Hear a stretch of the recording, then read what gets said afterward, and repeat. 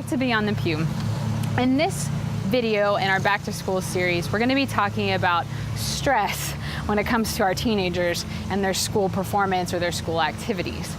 We often take prayer intentions down at our youth nights to ask the kids, what do you want God to be present in? What do you need prayers for? And the number one thing we get prayer intentions for is about school stress. Whether it's an exam they have coming up or a project that they're worried about, or maybe something activity or organization related, that they have a chair test coming up or nominations for something. There's a lot of anxiety around these things. And part of me thinks that's normal because this is where they spend the majority of their time and where a lot of their attention and activity is directed and focused. But the high levels of anxiety are a little alarming at times, and I think there's something that we definitely need to pay attention to.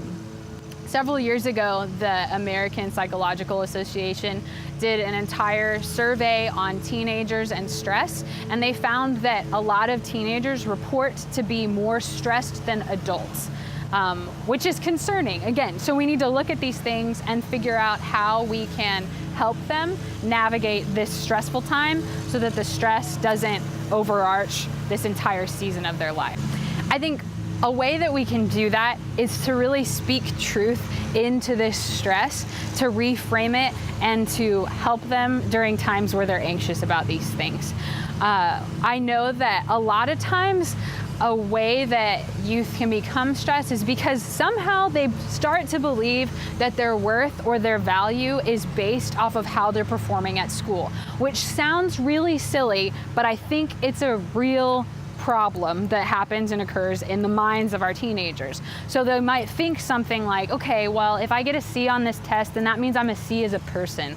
Or if I don't make first or second chair, I'm a terrible musician and I might as well not even be in the band. Or if I don't make the lead, then nobody's gonna come see me and I might as well just not have tried out to be in this play.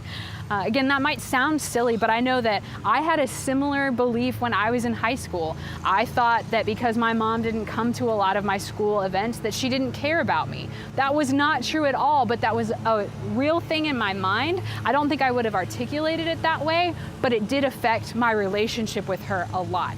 So again, I think that's where a lot of this stress is coming from, that our youth are finding their worth and their value in how they do in these things, or they think that the way that we love them or the way that we will interact with them is dependent upon their school performance. We know this is not true, but we have to be very honest and very persistent in reminding them of this. So some phrases that might sound kind of cheesy, but that need to be said because they're true. Something like, you know what, I know you're worried about this test, but whether you get an A or not, I still love you. Or, you know what, you might not be on the starting lineup for the basketball team, but I'm still your biggest fan and I will still be there cheering for you, even so. So these kind of statements to help them realize that our love for them is unconditional and it's not dependent upon their school performance. I think that as a starting point is huge and the most important thing. Some other ways that we can help them navigate this stress, we can engage it.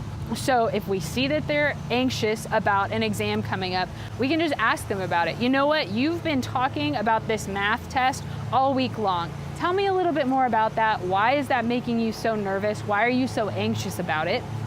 Or you've been really talking about this nomination.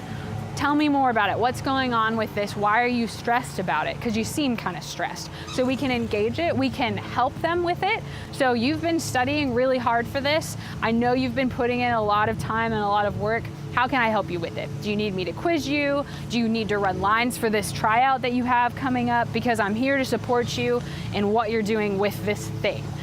We can also redirect them. So if they're really down about a certain subject, like I'm terrible at chemistry, and every time there's a chemistry test, it's just like the whole world falls off its axis, okay? We can interact with them and say, okay, I know chemistry is not your best thing, but remember last week when you got a really good grade on your English paper? That still happened. Remember that. Your whole life is not dependent upon this history or the chemistry test that you have coming up.